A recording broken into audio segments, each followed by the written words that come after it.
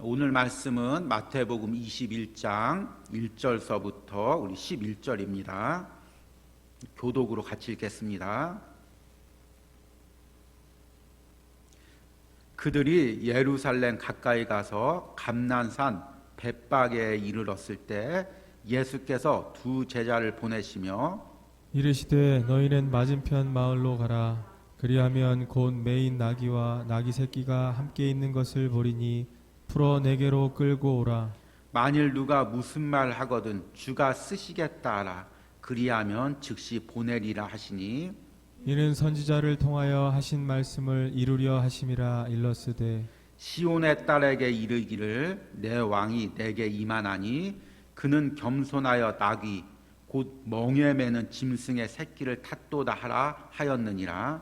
제자들이 가서 예수께서 명하신 대로 하여 나귀와 나귀 새끼를 끌고 와서 자기들의 겉옷을 그 위에 얹음에 예수께서 그 위에 타시니 무리의 대다수는 그들의 겉옷을 길에 펴고 다른 이들은 나뭇가지를 베어 길에 펴고 앞에서 가고 뒤에서 따르는 무리가 소리 높여 이르되 호산나 다윗의 자손이여 찬송하리로다.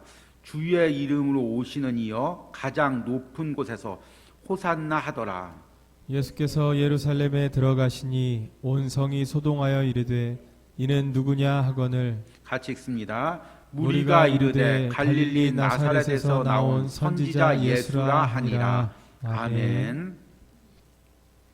오늘부터는 이제 마태복음 21장 말씀을 통해서 이제 예수님이 예루살렘에 올라가신 이후부터 이제 십자가의 고난까지 그리고 또 부활과 또 이제 승천까지 이제 말씀을 쭉 이어가도록 하겠습니다. 그래서 오늘의 말씀의 제목은 예수님이 예루살렘으로 올라가신 이유입니다. 우리 성경 말씀에 성경 말씀이 다 중요하지만 가장 중요한 부분은 뭐냐면 예수님에 대한 말씀. 그리고 예수님에 대한 말씀 중에서도 가장 중요하신 부분은 예수님이 십자가를 통해서 우리의 구원의 사역을 이루신 그 말씀입니다. 그래서 이제 이번 주부터 이제 마태복음 21장을 통해서 28장이 끝나는데 27장까지 예수님께서 십자가에 죽으시고 부활하신 그 장면까지 이제 7장 동안 이게 이제 7일 동안의 예수님의 생애 동안에 7일 동안의 말씀이 이 7장에 다 나와 있습니다. 그러니까 마태복음 28장이 예수님의 전 생애를 가리킨다면 마태복음 21장에서 27장까지 7장의 기간 동안 그 단 7일의 그 기간이 담겨져 있는 것입니다. 그러니까 예수님의 그 7일의 행적이 예루살렘으로 올라가서 십자가에 죽으시는 그 시간까지 말씀이 얼마나 귀한지를 우리가 이 마태복음을 통해서 깨닫게 됩니다. 그래서 이제 오늘부터 여러분들이 이 마태복음 말씀을 묵상하면서 예수님이 십자가에서 죽으신 이유 그리고 그것을 통해서 우리에게 베푸신 것이 무엇인지를 깨닫고 풍성한 은혜를 누리시기 바랍니다. 마태복음 전체를 보면은 예수님께서 이 땅에 오셔서 하시는 일이 뭐냐면 하나님의 뜻을 이루어가는 것입니다.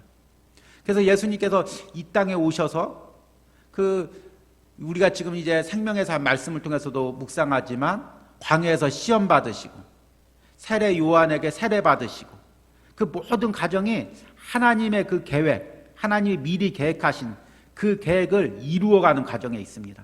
그리고 우리가 이제 수요 예배를 통해서도 계속 말씀을 들었지만 예수님께서 시간만 나면 제자들에게 인자가 온 것은 섬김을 받으려 함이 아니요 오히려 섬기려 하고 나의 목숨까지 또 많은 사람의 대속물로 주려 함이라 그렇게 말씀하시고 틈만 나면은 인자는 예루살렘에 올라가서 대제사장들과 장로들에게 많은 고난을 받고 십자가에 못 박혀 죽으리라 계속해서 그 하나님의 뜻을 어떻게 내 삶에서 이루어갈지를 예수님께서 계속 얘기합니다. 그런데 유대인들과 백성들은 하나님 뜻이 아니라 베드로 같은 경우는 예수님을 반대하면서 그리마옵소서. 그리고 야고보와 요한은 예수님 예루살렘에 올라가시면 예수님 왕이 되시면 높은 자리에 오르시면 오른편과 왼편 자리를 주시옵소서. 계속해서 사람의 뜻, 자기의 욕심, 자신의 생각을 계속해서 주장합니다. 그러니까 이 마태복음에는 예수님의 뜻과 하나님의 뜻이죠.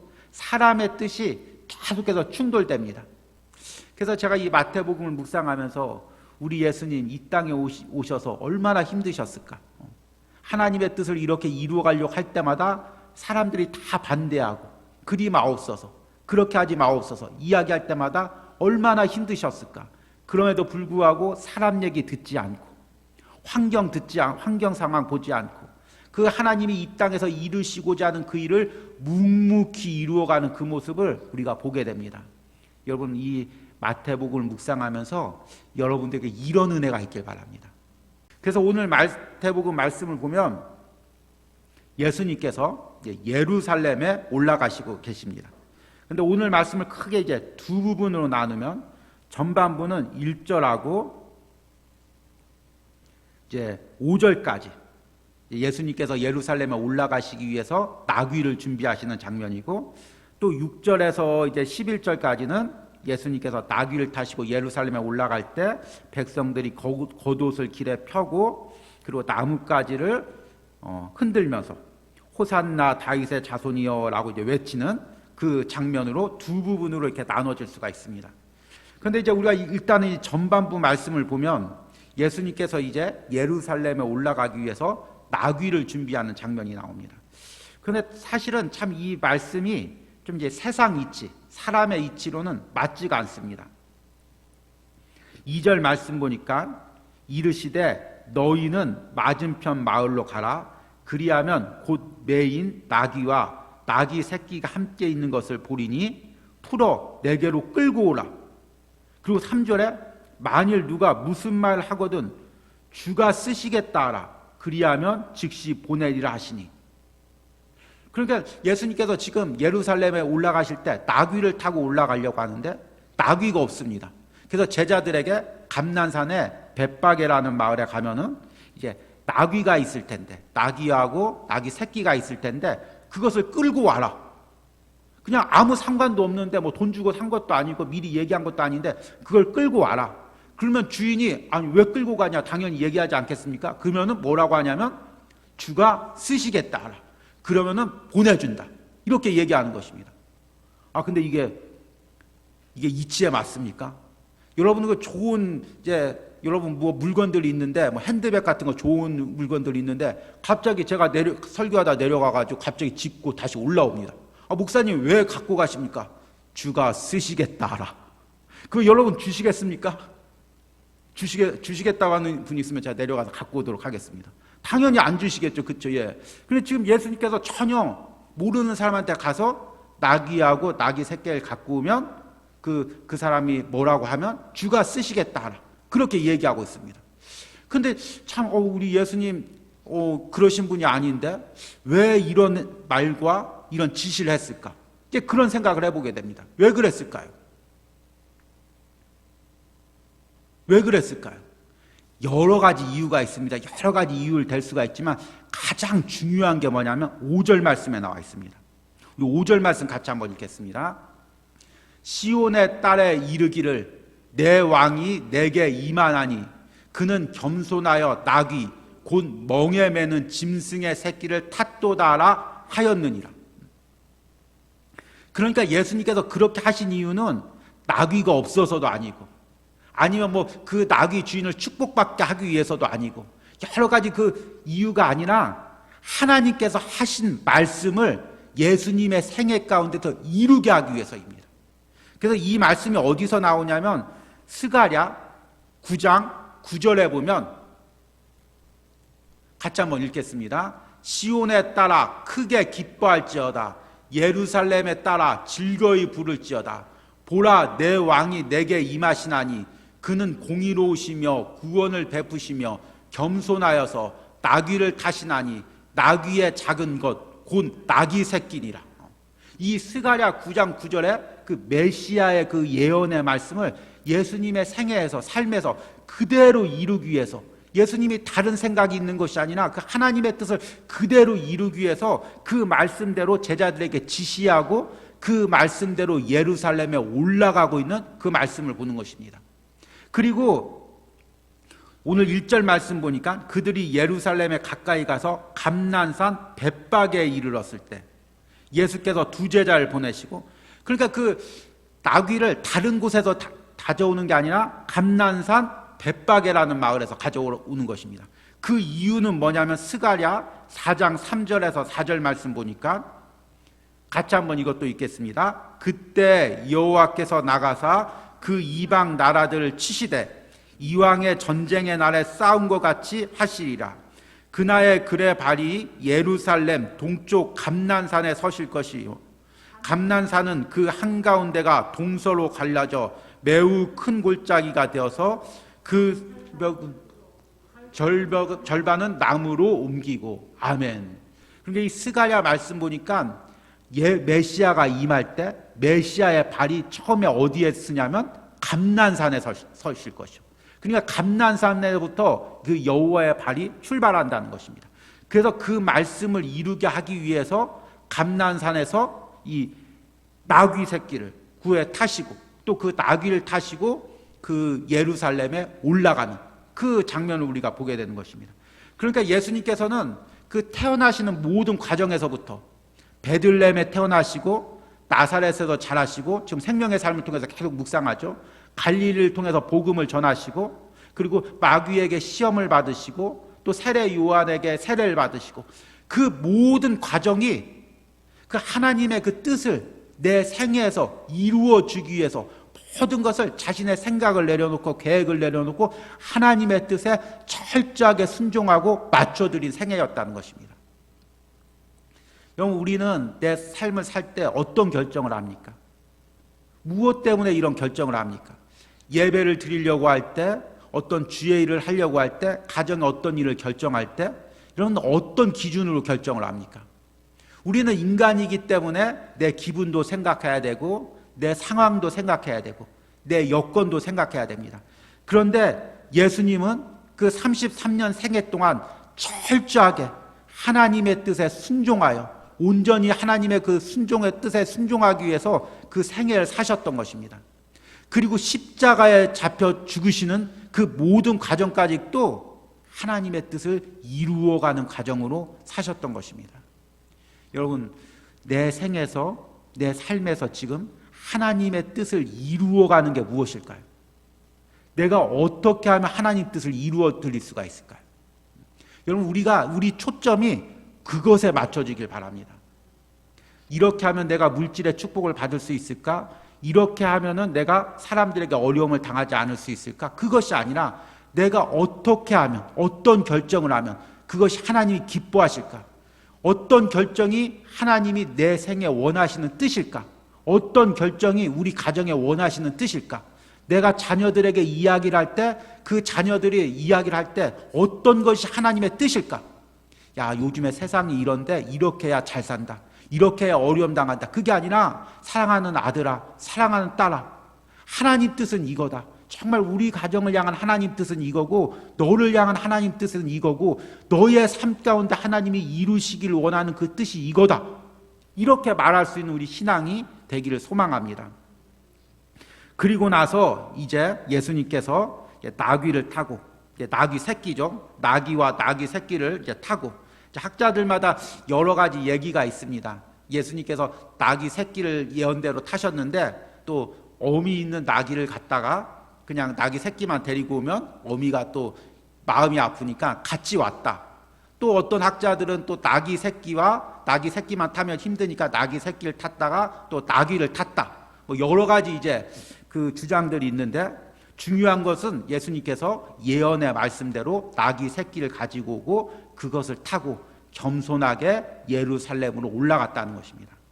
그런데 그 와중에 말씀을 보니까 7절에 나귀와 나귀 새끼를 끌고 와서 자기들의 겉옷을 그 위에 얹음에 예수께서 그 위에 타시니 8절에 무리의 대다수는 그들의 겉옷을 길에 펴고 다른 이들은 나뭇가지를 베어 길에 펴고 9절 말씀 보니까 앞에서 가고 뒤에서 따르는 무리가 소리 높여 이르되 호산나 다윗의 자손이여 찬송하리로다. 주의 이름으로 오시는 이여 가장 높은 곳에서 호산나더라. 10절에 보니까 예수께서 예루살렘에 들어가시니 온 성이 소동하여 이르되 이는 누구냐 하거늘. 지금 이 말씀을 읽은 말씀까지 보면은 이 분위기가 얼마나 거창한지 알 수가 있습니다. 예수님께서 나귀를 타시고 그 무리들이 겉옷을 갖다가, 그 당시에 뭐 아스팔트 도로가 아니니까 기껏해야 아니라 돌로 깔은 도로나 진흙판 도로였을 텐데, 그 나귀가 갈 때마다 자기 겉옷을 갖다가 그 나귀 밑에 깔고, 예수님 가시는 길 앞에 깔고. 그 당시에 겉옷은 지금의 이제 겉옷의 개념이 아닙니다. 겉옷은 이제 가난한 사람들, 서민들 같은 경우는 전 재산에 해당됩니다. 그래서 이제 그 당시에 팔레스타인에서는 겉옷 하나 가지고 입고 잠잘 때도 이 겉옷을 갖다가 이제 덮고 자고. 그래서 이제 그 구약 말씀에 보면은 겉옷을 전당 잤거든 날이 그 저물기 전에 돌려주라고 그렇게 이야기할 정도로 이 겉옷이 아주 귀한 것입니다. 그런데 그 겉옷을 갖다가 예수님이 오시는 길 앞에 깔고, 그러니까 아주 그 예수님을 갖다가 최고로 높인 거죠. 그리고 이제 나무 가지를 흔들고, 이걸 이제 종려나무라고 하죠. 왕이 이제 그 성에 입성하거나 어떤 높은 사람들, 어떤 그 영광받을 사람이 왔을 때 이제 이 팔레스타인에서는 이 종려나무 가지를 흔들고 그 사람을 이제 환영하는 그런 이제 전례가 있었는데, 그 예수님이 오셨을 때 많은 백성들이 겉옷을 깔고 종려나무를 흔들면서 호산나 다윗의 자손이여 찬송하리로다. 그러니까 이 다윗의 자손이라는 것은 지난주에 말씀드렸듯이 그 예언된 메시아, 그 메시아가 이제 왔다고 그 예수님을 높이면서 많은 무리들이 그 예수님을 환영하는 그런 분위기를 보게 되는 것입니다. 그래서 이제 이때가 6월절, 이제 6월절을 앞두고 있어서 예루살렘에 많은 유대인들이 이제 모였습니다. 그런데 그 많은 유대인들이 모여서 예수님을 높이고 예수님을 갖다가 환영했을 때 그 분위기가 얼마나 웅장했겠습니까? 예수님을 모르는 사람들까지도 야, 이 누구냐? 누구 때문에 이렇게 환영하냐? 이렇게 이야기를 하고 있습니다. 그래서 이제 우리가 이 성경을 보면서 참 이 사람들이 예수님을 찬송하고 메시아를 찬양하고 정말 이 깨어있는 유대인들이다. 그렇게 이제 얘기할 경우가 많이 있습니다. 그런데 제 개인적으로는 이 말씀을 보면서 다른 각도로 말씀을 보게 됩니다. 정말 여기서 이 자기 겉옷을 갖다가 벗은 사람들이, 종려나무 가지를 흔든 사람들이 정말 예수님을 하나님의 아들로 환영하면서 자신의 죄를 위하여 십자가에 죽으실 분을 환영하면서 종려나무 가지를 흔들었을까요? 아니면 야, 메시아가 오신다. 그 메시아가 얘기를 들어보니까 병자도 살리고 안진뱅이도 일으키고 눈먼 자도 뜨게 하시고 또 오병이어 기적을 통해서 5,000명도 먹이시고 필요한 거 다 주시고 기적도 이루시고 이제 이분이 예루살렘에 와서 왕이 되시고 그런 이제 노마의 압제에서 우리를 자유케 하고 우리가 그동안 힘들었던 거, 어려웠던 거 다 해결해 주시고 우리 육신의 문제들 다 해결해 주시고 잘 먹고 잘 살게 해주시는 분이다. 그렇게 생각하고 환영했을까요? 저는 이들이 육적인 생각을 가지고 예수님을 환영했다고 생각합니다. 왜 그러냐고 하면은 이 예수님을 이렇게 환영했던 무리들이, 자신들이 기대를 가지고 예수님을 환영했던 그 무리들이 예수님이 그 기대를 충족시켜 주지 않자 그 예수님을 갖다 십자가에 못 박은 무리들인 것입니다. 그리고 나중에 예수님께서 십자가에 예수님께서 본디오 빌라도에게 재판을 받을 때 십자가에 못 박으소서, 십자가에 못 박으소서 외쳤던 무리들 중에서 여기에 있었던 동일한 무리들이 많이 있었을 것입니다. 그러니까 한 일주일 전만 해도 호산나 다윗의 자손이여 자신의 겉옷을 드리고 종려나무 가지를 흔들고 그 예수님을 환영하던 사람들이 예수님이 자신의 기도를 들어주지 않고 자신의 소망을 들어주지 않고 자신의 뜻대로 예수님이 움직여주지 않자 그 예수님을 향해서 십자가에 못 박으소서 그렇게 외친 사람들이 바로 이 중에 다는 아니겠지만 이 중에 많은 무리들이 여기에 섞여 있을 것입니다.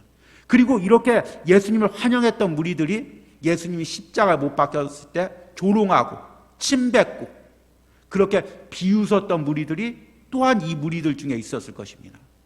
그러니까 예수님께서 자신의 육신의 소망, 자신이 이루고자 하는 것, 그것을 이루어 줄 것 같았을 때는 겉옷까지 또 다 바닥에 내려놓고 호산나 다윗의 자손이여 외치다가 예수님께서 자신의 욕망과 상관없이, 욕심과 상관없이 스스로 십자가의 길을 가자 오히려 예수님을 십자가에 못 박으라고 하고 비웃고 조롱한 무리가 바로 이런 무리라는 것입니다. 왜 그랬을까요? 예수님께 실망했기 때문에. 예수님을 통해서 하나님의 뜻이 이루어지는 것보다 예수님을 통해서 내 뜻이 이 땅에서 욕망이 이루어지는 것을 더 기대했기 때문에 그것이 이루어지지 않으니까 예수님께 실망하고 하나님을 원망했다는 것입니다. 이게 이제 우리의 육적인 모습이고 옛사람의 모습인 것입니다.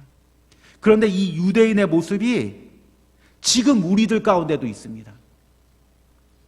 자꾸 제가 설교하면서 이 코로나 얘기를 안 하려고 하는데 최대한 줄이려고 하는데 가뜩이나 뉴스에서 코로나 듣는데 말씀할 때까지 코로나 들으면 여러분들이 스트레스 받으니까 안 하려고 하는데 또 시대가 시대니만큼 여러분 지금 이 코로나 가운데 교회를 욕하고 비방하고 그런 무리들 가운데 교회 다니는 사람이 많이 있다는 것입니다. 또 예전에 교회 다녔던 사람들도 많이 있었다는 것입니다.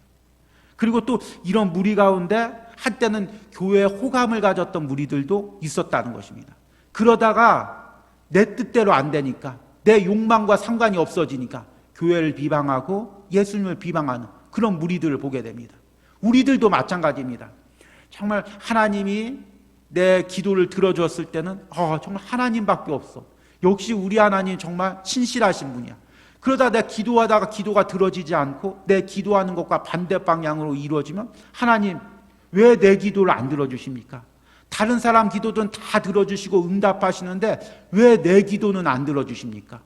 그렇게 우리 마음 가운데 그 옛사람의 모습들이 자꾸 해서 하나님을 원망하고 내 뜻대로 하나님이 이 땅에서 이루어주기를 계속해서 기도하는 것입니다.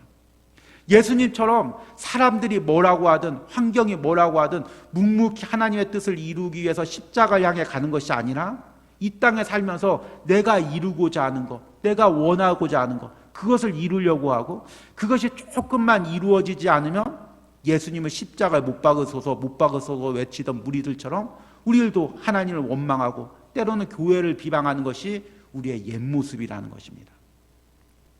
그렇기 때문에 우리가 신앙생활을 하면서 가장 중요한 건 뭐냐면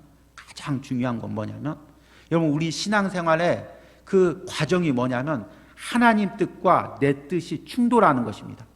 그리고 점점 이제 우리가 신앙이 성숙해진다는 건 뭐냐면 내 뜻이 꺾이고 하나님 뜻이 내 생에서 이루어지는 것입니다. 돌이켜 보십시오. 지금까지 여러분 신앙생활한 가정이 무언가 이렇게 한번 돌이켜 보십시오. 예수님 믿고 이런 축복 받아야지. 예수님 믿고 이렇게 돼야지. 예수님 믿고 우리 자녀들 이렇게 돼야지. 내 인생 이렇게 계획해야지. 그런데 계속해서 내 계획과 뜻과 다르게 하나님께서 인도해 가십니다.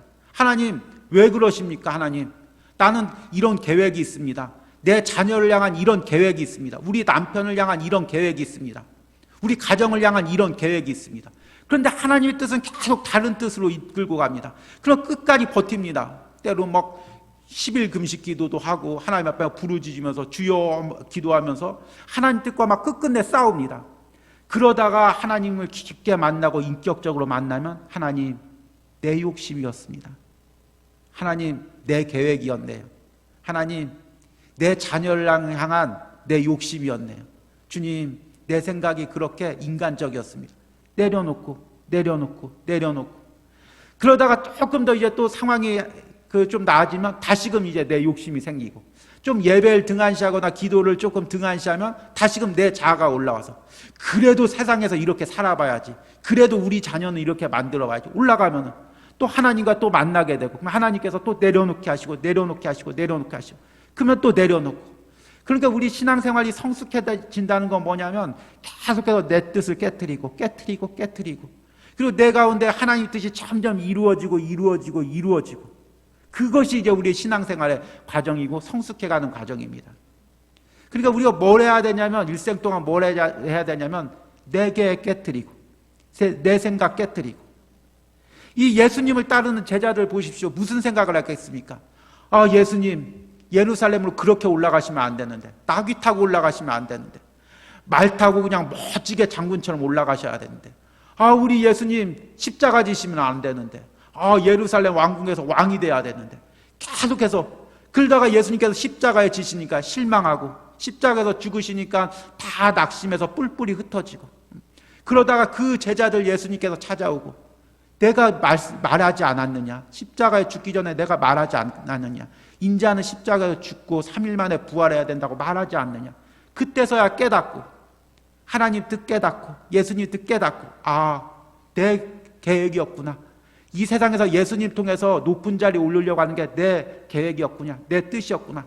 다 내려놓고 그리고 나서 복음 전도자로서 사명 감당하는 자로 일생 동안 예수님 따라가고 그리고 마지막에는 예수님처럼 순교하고 그렇게 따라가는 그 제자들의 삶을 우리가 이제 말씀을 통해서 또 이제 깨닫게 됩니다.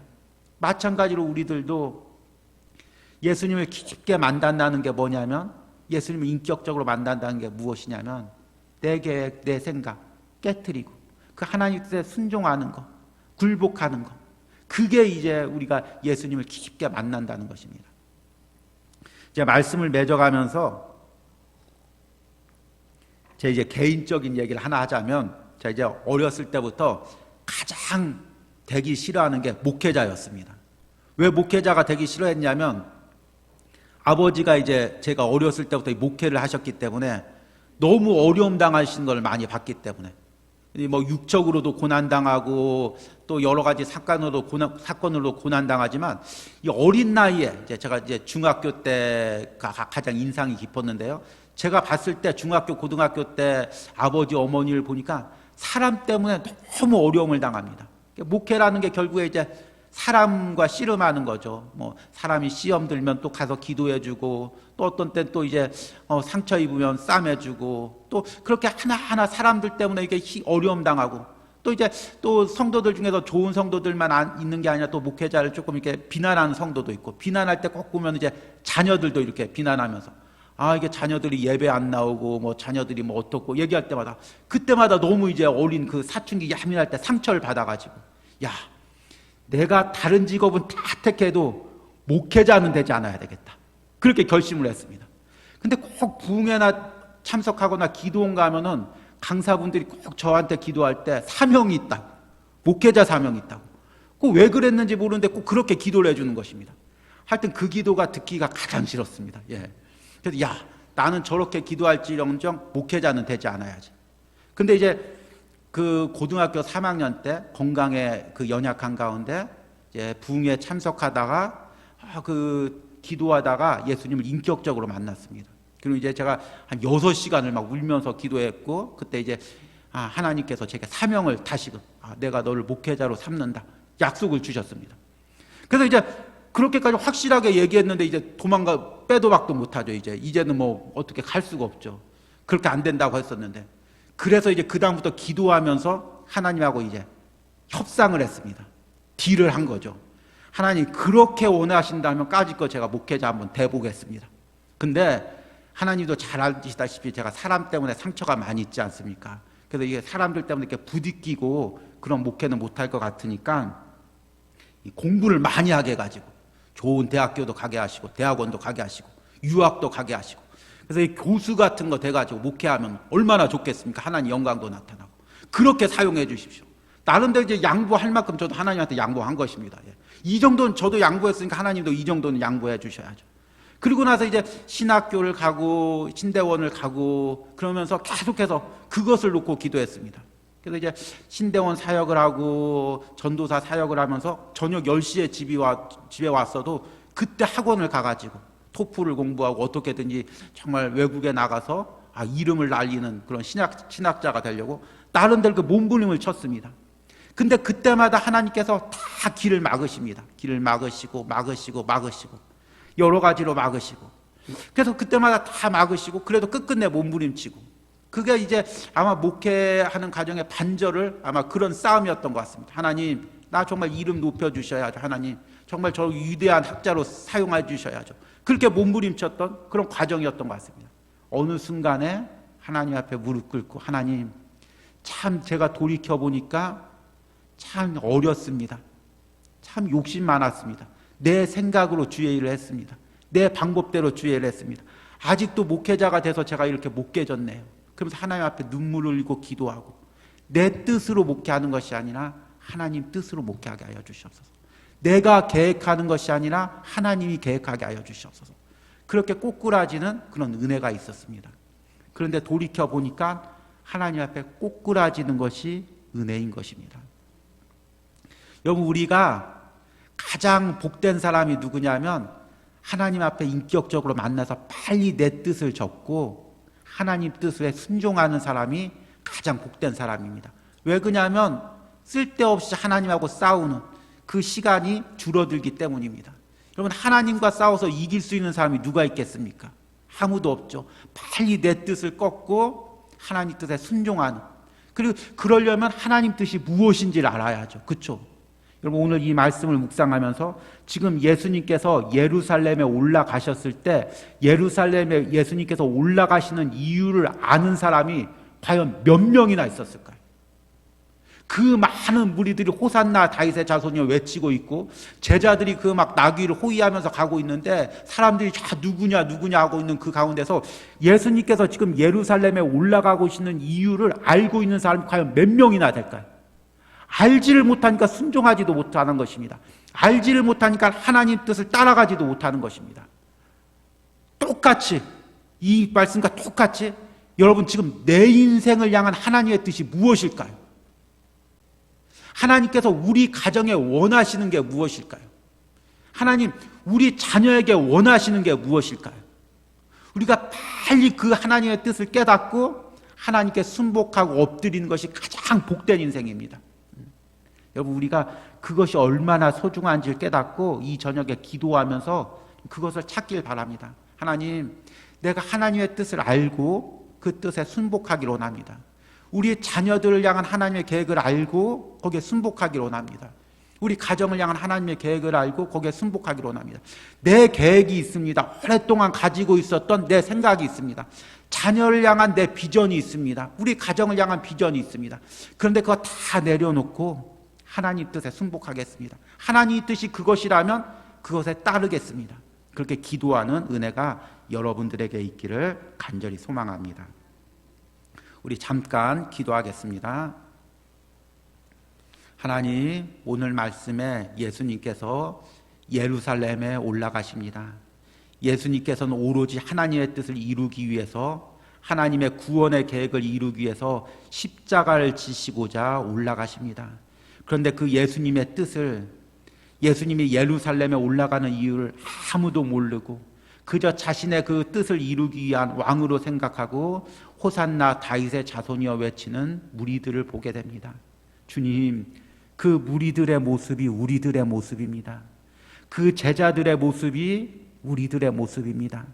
하나님이 내 인생에 원하시는 그 십자가, 내 인생에 원하는 사명은 우리가 바라보지 않고 내 계획, 내 욕망만을 생각했습니다.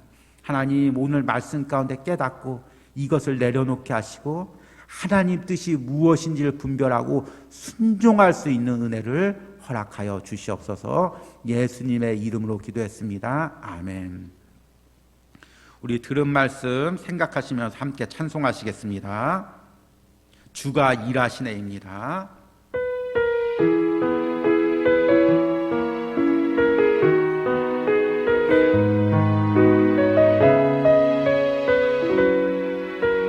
날이 저물어 갈 때, 날이 저물어 갈 때, 빈들에서 걸을 때, 그때가 하나님의 때, 내 힘으로 안 될 때, 빈손으로 걸을 때, 내가 고백해 여호와. 날이 저물어 갈 때, 빈들에서 걸을 때, 그때가 하나님의 때, 내 힘으로 안 될 때, 빈손으로 걸을 때, 내가 고백해 여호와. 주가 일하시네, 주가 일하시네, 주가 일하시네,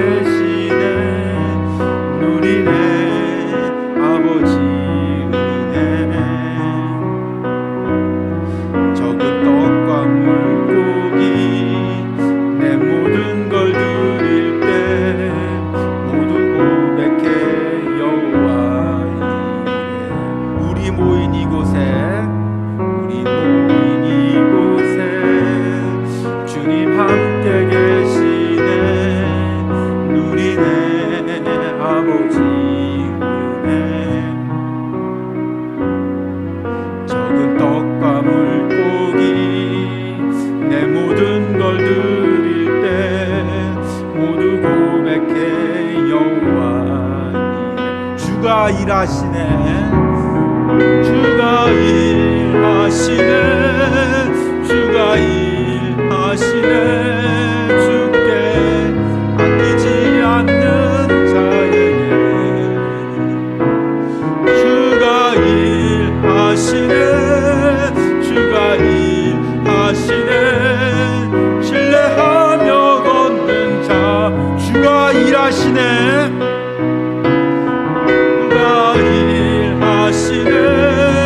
주가 일하시네. 주께 아끼지 않는 자에게 주가 일하시네. 주가 일하시네. 신뢰하며 걷는 자에게. 우리 오늘 이 시간에 함께 우리 기도하길 원합니다. 우리